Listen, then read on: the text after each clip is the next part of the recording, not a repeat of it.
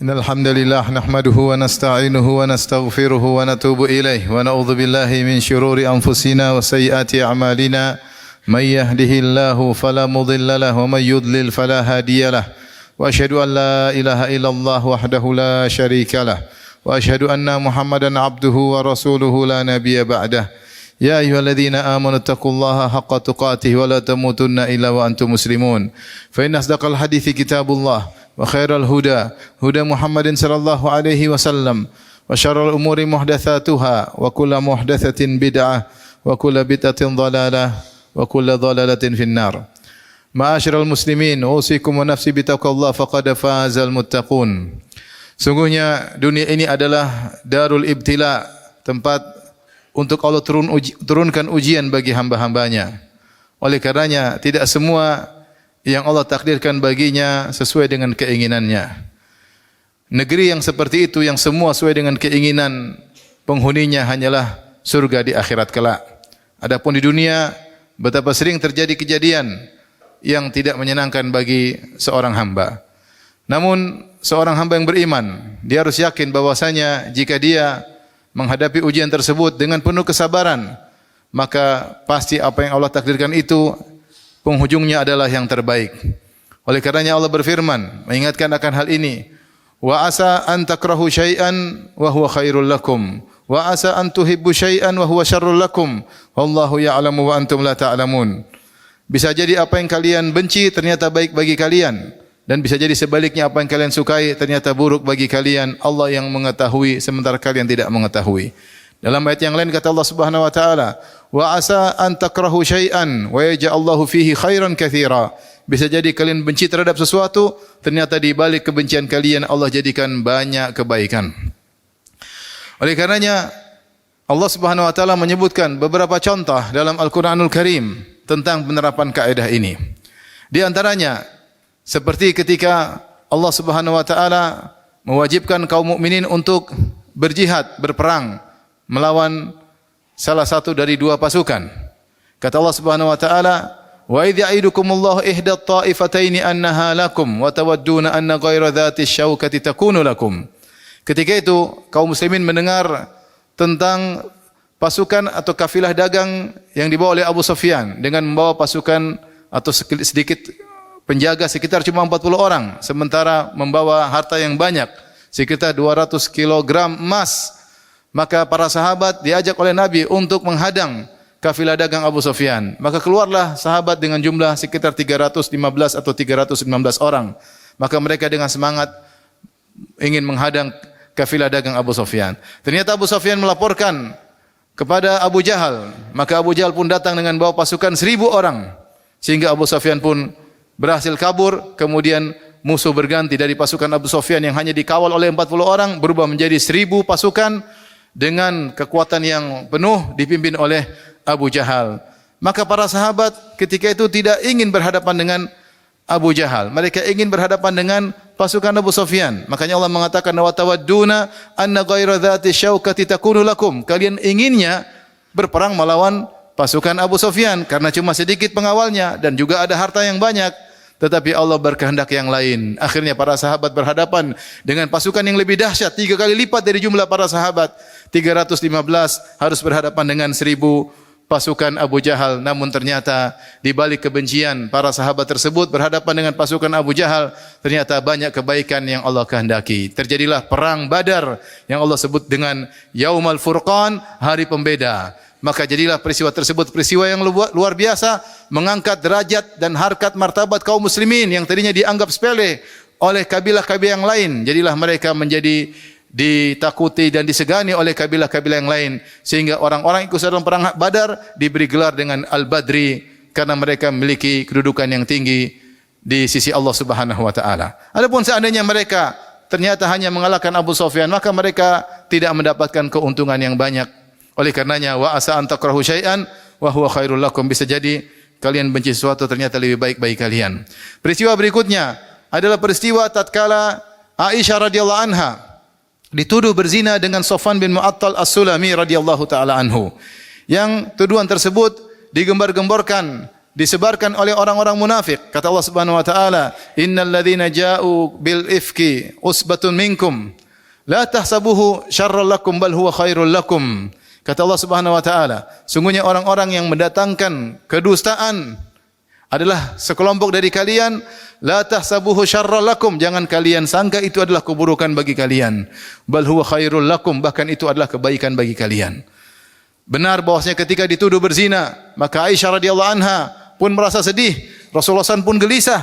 Ternyata di balik tuduhan tersebut, akhirnya Allah memuji Aisyah. Akhirnya Allah turunkan sekitar 15 ayat untuk membela Aisyah radhiyallahu taala anha dan menjanjikan surga bagi Aisyah radhiyallahu taala anha. Maka nampaklah kemuliaan Aisyah radhiyallahu taala anha, ternyata dia dibela langsung oleh Allah Subhanahu wa taala. Seandainya tidak ada tuduhan dari orang-orang munafik yang disangka keburukan, tentu keindahan Aisyah tidak menjadi lebih indah kecuali setelah dia dituduh dengan tuduhan yang tidak-tidak. Maka ketahuanlah siapa orang-orang munafik yang ternyata ingin keburukan bagi Nabi sallallahu alaihi wasallam. Wa asa an takrahu syai'an wa huwa khairul lakum. Bisa jadi kalian benci sesuatu ternyata buruk bagi kalian. Di antaranya Zainab bintu Jahsyin. Peristiwa berikutnya, Zainab bintu Jahsyin didatangi oleh Nabi sallallahu alaihi wasallam. Kemudian Nabi melamarkan Zaid ibn al-Harithah, budaknya yang dia merdekakan, untuk melamar Zainab bintu Jahsyin. Tadinya Zainab bintu Jahsyin radhiyallahu anha tidak mau untuk menerima lamaran dari Zaid ibn al-Harithah. Bagaimana tidak? Zaid bin al-Harithah adalah seorang budak, sementara Zainab bintu Jahsyin adalah wanita Quraisy yang memiliki nasab yang tinggi. Namun Allah tegur, kata Allah Subhanahu wa taala, "Wa ma kana lil mu'minin wala mu'minatin idza qadallahu wa rasuluhu amran ay yakuna lahumul khiyaratu min amrihim." Tidak pantas bagi seorang laki mukmin atau wanita mukminah jika Allah dan Rasulnya telah memberi keputusan lantas mereka memiliki pilihan yang lain. Akhirnya demi tunduk kepada perintah Rasulullah sallallahu alaihi wasallam, akhirnya Zainab menikah dengan Zaid bin Harithah. Namun apa yang terjadi? Ternyata akhirnya pernikahan mereka tidak berlanjut lama, terjadi perselisihan di antara mereka. Akhirnya Zaid ibn al-Harithah menceraikan Zainab bintu Jahsyin. Apa yang terjadi? Kata Allah Subhanahu wa taala, "Falamma qada Zaidun minha wataran zawwajnakaha." Ketika Zaid telah menceraikan Zainab, maka kami pun menikahkan engkau wahai Muhammad sallallahu alaihi wasallam dengan Zainab bintu Jahsyin. Ternyata setelah itu Allah menikahkan Nabi langsung dengan Zainab tanpa wali dari Zainab, dan jadilah Zainab menjadi ummul mukminin, ibunda kaum mukminin, menjadi istri Nabi sallallahu alaihi wasallam di dunia maupun di surga kelak. Makanya Zainab bintu Jahsyin membanggakan hal ini di hadapan istri-istri yang lain. Kata Zainab bintu Jahsyin, "Zawwajakunna ahalikunna wa zawwajani Allahu min fawqi sab'i samawat." Kalian dinikahkan oleh wali-wali kalian, adapun aku langsung Allah dari atas langit menikahkan diriku. Di antara peristiwa yang juga kelihatannya buruk namun ternyata mendatangkan kebaikan, contohnya adalah kisah Nabi Musa alaihissalam yang ketika dia melakukan kesalahan, akhirnya dia harus kabur dari negeri Mesir. Kata Allah Subhanahu wa taala, "Fa kharaja minha khaifan yataraqqab." Maka dia pun keluar meninggalkan kota Mesir dalam kondisi ketakutan. Akhirnya dia pergi meninggalkan kemewahan. Tadinya dia adalah anak angkat Firaun, hidup dalam kemewahan, hidup dalam kesenangan, hidup dalam ketentraman. Akhirnya dia harus meninggalkan kemewahan tersebut menuju ke negeri Madian, yang di mana di situ dia kemudian harus menjadi penggembala. Namun subhanallah, Allah mentakdirkan di situlah dia bertemu dengan wanita salehah yang memiliki sifat pemalu, wanita salehah yang sangat berbakti kepada orang tuanya. Ternyata Allah menjadikan Nabi Musa alaihissalam keluar dari negeri Mesir, menempuh jalan ratusan kilo, ternyata untuk bertemu dengan wanita yang salehah. Kemudian Nabi Musa alaihissalam menjadi penggembala kambing, mengatur kambing yang tadinya dia tinggal di kerajaan. Ternyata di balik dia bisa mengatur menggembala kambing sampai 10 tahun. Allah berikan dia kemampuan untuk mengatur manusia. Setelah itu akhirnya Allah mengangkat dia menjadi seorang nabi setelah dia pergi ke Madian. Wa asa an takrahu syai'an wa huwa khairul lakum. Bisa jadi kalian benci sesuatu ternyata lebih baik bagi kalian. Lihatlah Nabi Ibrahim alaihissalam. Nabi Ibrahim alaihissalam ketika dia diusir oleh kaumnya, Allah mengatakan fa aradu bihi kaidan faja'alnahumul asfalin. Mereka ingin melakukan makar yang buruk kepada Ibrahim, yaitu mereka kumpulkan kayu bakar ingin membakar Ibrahim. Ternyata Allah kalahkan mereka. Akhirnya Ibrahim alaihissalam harus meninggalkan kampung halamannya. Wa qala inni dhahibun ila rabbi sayahdin. Maka dia meninggalkan kampung halamannya, itu kota Babil di Irak. Dia pergi menuju negeri Syam. Dia berkata, aku akan pergi kepada Rabbku, Rabbku akan beri petunjuk kepada aku. Lantas dia berdoa, Rabbi habli minas salihin. Ya Allah, anugerahkanlah aku anak yang saleh. Subhanallah, Ibrahim alaihissalam ketika diusir oleh kaumnya, dia masih sangat muda, sebagaimana disebutkan dalam ayat, qalu sami'na fatan yadhkuruhum yuqalu lahu Ibrahim. Kata kaumnya, kami mendengar ada seorang pemuda yang mencaci maki berhala-berhala kita, namanya Ibrahim. Dia seorang pemuda. Ketika dia keluar dari kampungnya, dia berdoa, ya Allah, anugerahkanlah aku anak yang saleh. Kapan dikabulkan doanya? Ternyata Ibrahim baru diberikan anak pertama, yaitu Ismail alaihissalam, setelah umurnya sekitar 80 tahun. Seandainya dia keluar dari kampungnya umur 20 tahun, berarti dia menunggu dikabulkan doanya sekitar 60 tahun. Namun ternyata di balik penungguan tersebut ada kebaikan bagi Ibrahim alaihissalam. Ternyata Ibrahim alaihissalam menikah dengan Sarah. Lantas dia tidak punya anak, puluhan tahun tidak punya anak. Akhirnya Sarah diberi hadiah seorang pembantu namanya Hajar. Akhirnya karena tidak punya anak lama, akhirnya Sarah kasihan sama suaminya. Maka dia pun menghadiahkan pembantunya kepada Ibrahim alaihissalam. Akhirnya Ibrahim menikah dengan Hajar dan akhirnya punya anak Ismail. Kata Allah, fabasyarnahu bigulamin halim. Maka kami beri kabar gembira kepadanya dengan seorang anak yang amat-amat sabar. Siapa? Ismail alaihissalam. Ternyata tertundanya, dikabulkannya doa Nabi Ibrahim alaihissalam. Ternyata banyak hikmah yang dirasakan oleh Ibrahim alaihissalam. Akhirnya dia bisa menikah dengan wanita yang lain, yaitu Hajar. Dan akhirnya dia punya anak namanya Ismail. Dan akhirnya dia harus membawa Ismail ke Mekah. Dan akhirnya disitulah lahir keturunan Ismail, di antaranya Muhammad sallallahu alaihi wasallam. Wa asa an takrahu syai'an wa huwa khairul lakum. Bisa jadi kalian membenci sesuatu, ternyata lebih baik bagi kalian. Aqulu qauli hadza astaghfirullah li wa lakum wa lisal muslimin kulli dhanbin khati'a fastaghfiruhu innahu huwal ghafurur rahim.